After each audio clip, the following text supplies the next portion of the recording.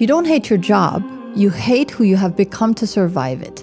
You hate putting on a smile when something inside you is screaming. You hate doing what you're told when every part of you knows you're meant for more.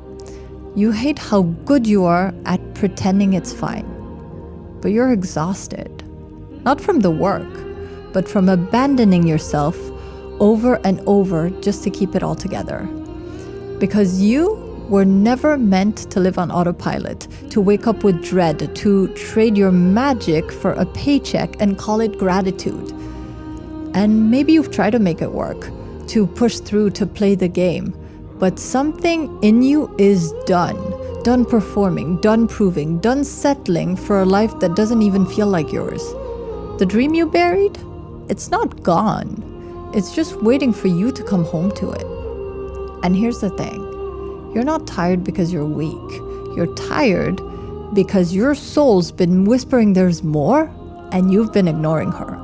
In 100 years, so like 2123, we will all be buried with our families and friends.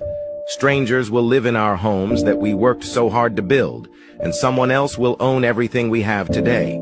Most of our possessions will be given away or thrown out and destroyed, including the car that we spent our fortune on, and will probably be scrapped. Our descendants will hardly know who we are, nor will they remember us. How many of us know who our grandfather's father was? After we die, we will be remembered for a few more years, and then we're just a portrait from someone's wall. And a few decades later, our history, photos, and deeds disappear into histories of oblivion. We won't even be memories.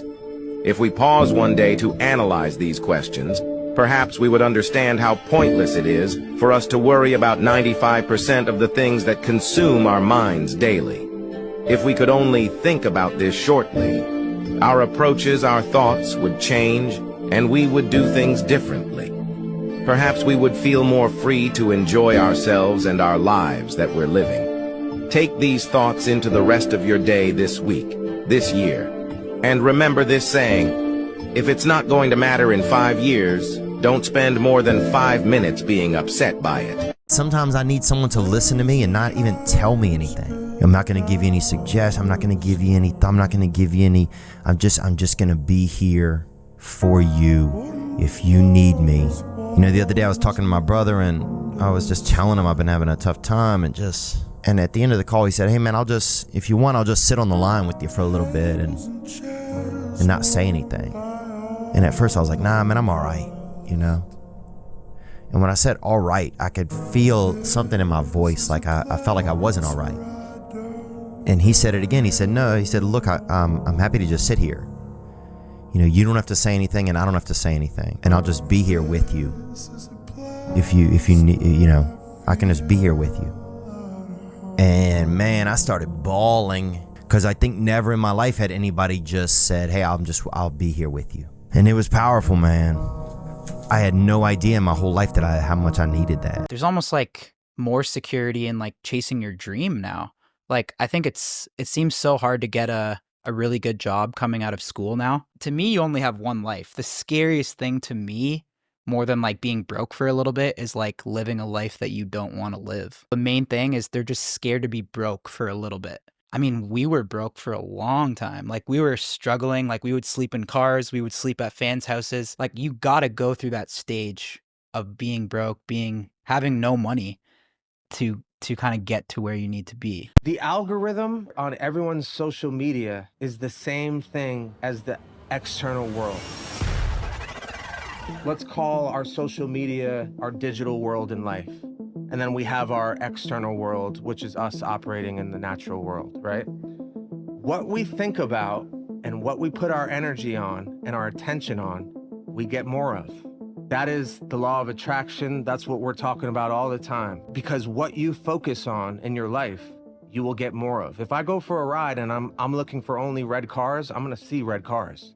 I'm not gonna see the yellow or the white cars as much. I'm gonna see the red cars because that's what I'm focused on and that's what I'm looking at.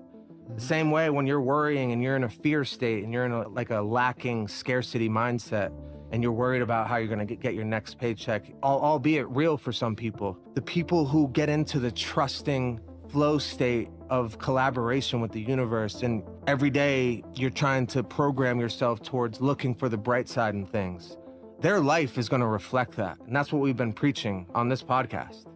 Now, if you take it over to the digital world, that's exactly what the algorithm is.